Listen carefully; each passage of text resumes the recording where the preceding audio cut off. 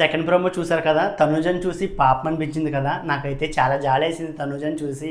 ప్రతిసారి captaincy contender అవుద్ది, captaincy task కూడా ఆడుతుంది, కానీ కెప్టెన్ మాత్రం అవ్వదు. ప్రతిసారి ఇదే జరుగుతూ వచ్చిందబ్బా. ఈసారి అయితే మరీ దారుణం. అసలు దివ్యకి కొంచెమన్నా ఉండాలబ్బా. తను కెప్టెన్ అవ్వలేదు కదా, తనని తీయకూడదని చెప్పి. ఇమ్మానుయల్ ఆల్రెడీ కెప్టెన్ అయ్యాడుగా, ఇమ్మానుయల్ కెప్టెన్గా చూద్దామని చెప్పి లాస్ట్ టైం ఇమ్మానుయల్ దివ్యకి సపోర్ట్ చేశాడు. ఓకే, దివ్య ఫస్ట్ టైం కాబట్టి కెప్టెన్ అవుతుంది, తనకు సపోర్ట్ చేశాడు. ఈ విషయం కోసం ఇమ్మానుయల్కి సపోర్ట్ చేద్దామని చెప్పి దివ్య, తనూజ, రీతు, ఇమ్మానుయల్ వీళ్ళ ముగ్గురు అయితే అండ్ లాస్ట్లో ఉన్నారు. వీళ్ళ ముగ్గురులో తనూజని అయితే ఎలిమినేట్ చేసింది. ఇదైతే నాకు కరెక్ట్ కాదనిపించింది అబ్బా. అసలు నాకు ఎందుకో తనూజని కావాలని చెప్పే దివ్య ఎలిమినేట్ చేసినట్టు అనిపించింది. బర్నీ గారి విషయం కోసం ఎలిమినేట్ చేసినట్టు అనిపించింది నాకైతే. అండ్ ఈ విషయం కోసమే తనుజ కూడా దివ్య మీద అయితే చాలా సీరియస్ అయింది. దివ్య చాలా కన్నింగ్గా ఆడుతుందబ్బా. ఒక్కొక్కసారి హౌస్లోకి వైల్డ్ కార్డ్కి వచ్చిన తర్వాత నేను ఎక్కడ స్టాప్ చేయాలో కొన్ని విషయాలు స్టాప్ చేస్తాను, నేను ఏడవను, నేను కన్నింగ్గా ఆడను, చాలా పర్ఫెక్ట్గా ఆడతాను, అది ఇది అని చెప్పి చాలా మాటలు అయితే చెప్పింది. అవన్నీ మాటలే చేతల్లో నేను చూపించనని చెప్పి తను వచ్చిన తర్వాత చాలా విషయాలు తను ఏదైతే చేయనని చెప్పిందో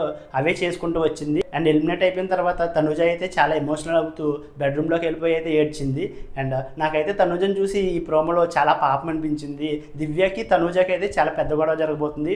వీళ్ళిద్దరిలో నాకైతే ప్రోమోను బట్టి దివ్య తప్పు చేసినట్టు అనిపించింది తనుజని ఎలిమినేట్ చేసి. అండ్ ఎపిసోడ్ చూసాక మనం క్లియర్గా మాట్లాడుకుందాం ఈ విషయం కోసం. అండ్ తనుజని చూసి ఎంతమందికి జాలనిపించిందో వీడియోని లైక్ చేసి మీ అభిప్రాయాన్ని కామెంట్ చేయండి.